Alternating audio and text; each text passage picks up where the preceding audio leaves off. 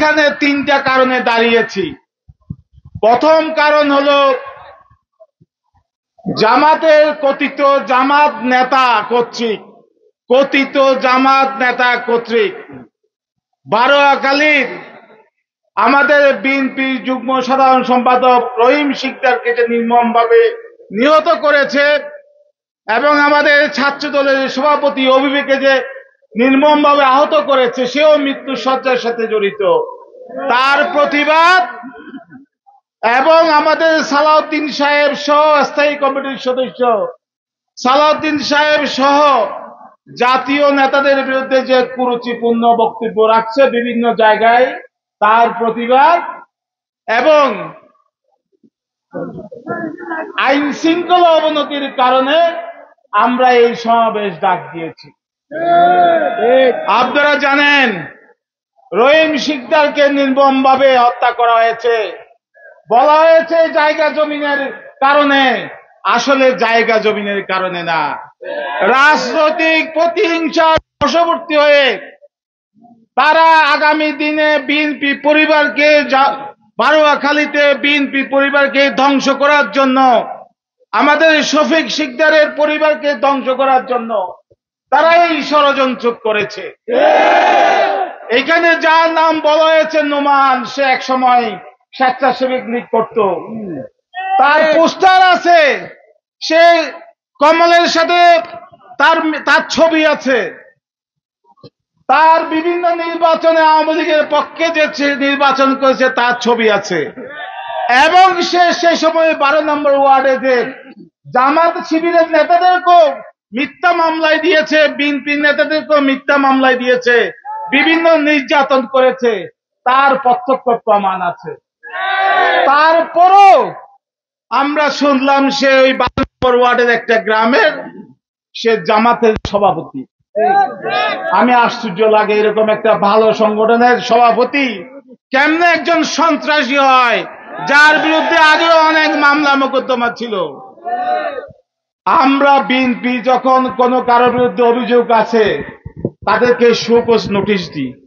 আমরা যদি এটা সত্য প্রমাণিত হয় আমরা তাকে বহিষ্কার করি। আজকে আজ পর্যন্ত জামাতে ইসলামের ভাইয়েরা বলে যে সে তাদের লোক না, অথচ পত্রপত্রিকায় ফেসবুকে প্রমাণ আছে। তারা পারত যে তাকে তাদের পার্টি থেকে বহিষ্কার করে কলঙ্ক মুক্ত হতে পারত, কিন্তু তারা সেই কলঙ্ক মুক্ত হয় নাই। আপনারা দেখবেন, ইদানিং লক্ষ্য করবেন, সেই সময় যারা হাইব্রিড আওয়ামী লীগ করতো, চাঁদাবাজি করতো, তারাই এখন ব্যানার পাল্টে এখন জামাতের দলে ঢুকে গেছে, নাম দিয়েছে শ্রমিক কল্যাণ ফেডারেশন। আমার জামাত ভাইরা, আনোয়ারি ভাই, ফারুক ভাইয়ের কাছে আবেদন, শ্রমিক কল্যাণ ফেডারেশনের যারা অন্তর্ভুক্ত হয়েছে যে তাদের নাম আপনারা পত্র পত্রিকায় প্রকাশ করুন। এরা কারা আপনাদের এখানে অংশগ্রহণ করেছে? ভাইয়েরা আমার, আর একটা হলো কি, কুরুচিপূর্ণ বক্তব্য দিচ্ছে। আপনি দেখেন, এই যে এনসিপির আমাদের এই মিটিং ছিল গতকাল শনিবার, এই মিটিং আমরা ডিক্লেয়ার করেছিলাম শনিবার, গতকালকে আমাদের এই মিটিং হওয়ার কথা ছিল। আমরা শুনলাম যে শনিবারে এনসিপি আমাদের ছেলেরাই বলবো, আমাদের ছেলেরা এনসিপি নাগরিক পার্টি তারা পথযাত্রা দিয়েছে। আমরা সুজন্যতাবোধের কারণে তারা ঢাকা থেকে আসবে আমাদের অতিথি, আমরা সেটা পাল্টে আজকে দিয়েছে।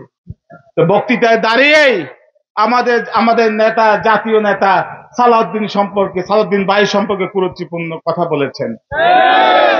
আমরা এটা তীব্র নিন্দা জানাই এবং যে এই বক্তব্য দিয়েছে তাকে এই বক্তব্য প্রত্যাহার করার জন্য আহ্বান জানাই। না হলে যদি আপনি ভবিষ্যতে কক্সবাজারে আসেন, তাইলে যে কোনো অনাকিন্ত পরিস্থিতি হলে আমরা এটার জন্য দায়ী থাকবো না।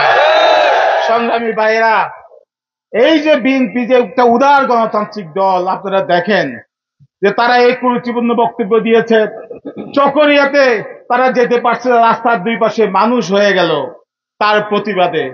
সালাউদ্দিন সাহেব, আমরা এখান থেকে মনিটরিং করে তাদের উপর যাতে আঘাত না আসে, তারা যাতে বেইজ্জতি না হয়, অসম্মানী না হয়, আমরা তাদেরকে যাওয়ার ব্যবস্থা করে দিলাম। এইটাই বিএনপি।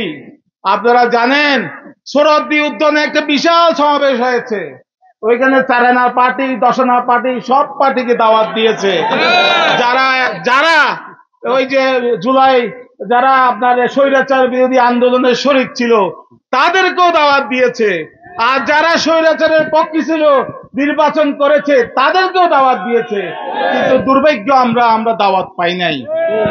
কিন্তু আমরা কি করেছি, ডক্টর শফিকুর রহমান তিনি অসুস্থ হয়েছেন, প্রথম দেখতে গিয়েছে কে? আমাদের তারেক রহমানের নির্দেশে, আমাদের দেশনেত্রী খালেদা জিয়ার নির্দেশে প্রথম ডক্টর শফিকুর রহমানকে হাসপাতালে দেখতে গিয়েছে আমাদের মির্জা ফখরুল ইসলাম আলমগীর, আমাদের মহাসচিব এবং ডক্টর মঈন খান আমাদের স্টেটিং কমিটির মেম্বার। তাদের সাথে আমাদের পার্থক্য দেখেন।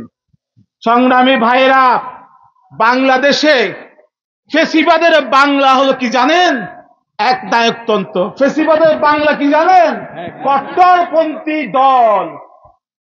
বিএনপি একটা মধ্যপন্থী দল। বিএনপি যদি হেরে যায়, বাংলাদেশ হেরে যাবে। এখন একমাত্র মধ্যপন্থী দল বিএনপি আছে। কট্টরপন্থী দল যদি ক্ষমতায় যায়, তাহলে দেখবেন বাংলাদেশের অবস্থা তালেবানদের মতো হয়ে যাবে। বাংলাদেশের অবস্থা আন্তর্জাতিকভাবে আমরা বিচ্ছিন্ন হয়ে যাব। আজকে আমরা চাই একটা জাতীয় ঐক্য, সকলেই মিলে সমস্ত দল যারা জুলাই আগস্ট সৃষ্টি করেছে, যারা এই স্বৈরাচারের বিরুদ্ধে আন্দোলন সংগ্রাম করেছে, আমরা সকলে ঐক্যবদ্ধভাবে দেশ পরিচালনা করতে চাই। আজকে বলা হচ্ছে পিআর পদ্ধতি। পিআর পদ্ধতি কি আপনারা জানেন? জানেন পিআর পদ্ধতি কি? আপনারা আইডিয়া আছে পিআর পদ্ধতি কি? আপনি এখানে ভোট দেবেন মার্কাকে, আপনার নেতাকে আপনি জানবেন না। এখানে হয়তো নেতা দিতে পারে ঢাকা থেকে, এইখানে হয়তো নেতা দিতে পারে আপনার বরিশাল থেকে।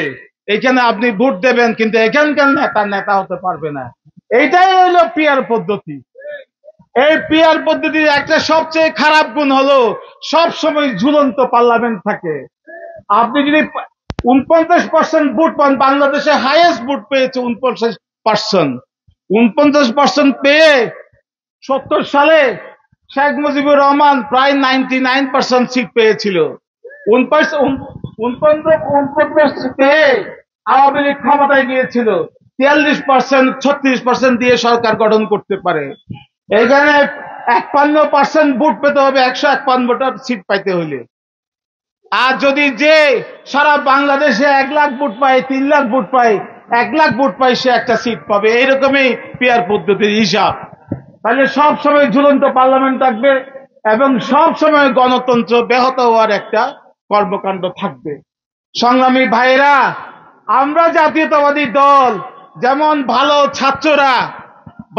ছাত্ররা জানে পরীক্ষা দিলে সে ফার্স্ট ক্লাস পাবে, আর খারাপ ছাত্ররা পরীক্ষা দিতে চায় না, আন্দোলন সংগ্রাম করে স্কুলে যাতে পরীক্ষা দেওয়া হয়। আমরা জানি আমরা জনগণের মধ্যে আছি, যারা ভোটে বিপুল পরিমাণ ডিফিট খাবে, পরাজিত হবে, তারাই পিআর পদ্ধতিতে কথা বলে, তারাই নির্বাচনকে ব্যাহত করতে চায়। হাসিনা যেমন রাতের অন্ধকারে ভোট নিয়েছিল একটা পদ্ধতির মাধ্যমে গণতন্ত্রের নাম দিয়ে, আজকে পিআর পদ্ধতি বলে যাতে জাতীয় ঐক্যমত না হয়, যাতে এইভাবেই থাকে দেশটা, সেই কারণে পিআর পদ্ধতির নাম দিয়ে তারা জনগণের ভোটকে ব্যাহত করতে চায়, জনগণকে ভোটের অধিকার থেকে বঞ্চিত করতে চায়। আমরা আপনারা সকলকে ঐক্যবদ্ধ থাকতে হবে। ঐক্যবদ্ধ থেকে এই সমস্ত অপশক্তিকে, অপরাজনীতিকে পরাজিত করতে হবে। ইনশাআল্লাহ জনগণ যেহেতু আমাদের সাথে আছে, ইনশাআল্লাহ আমরা এদেরকে পরাজিত করবো ইনশাআল্লাহ। সংগ্রামী ভাইরা, আজকে আমরা খুব সুশৃঙ্খল ভাবে মিছিলটা করব।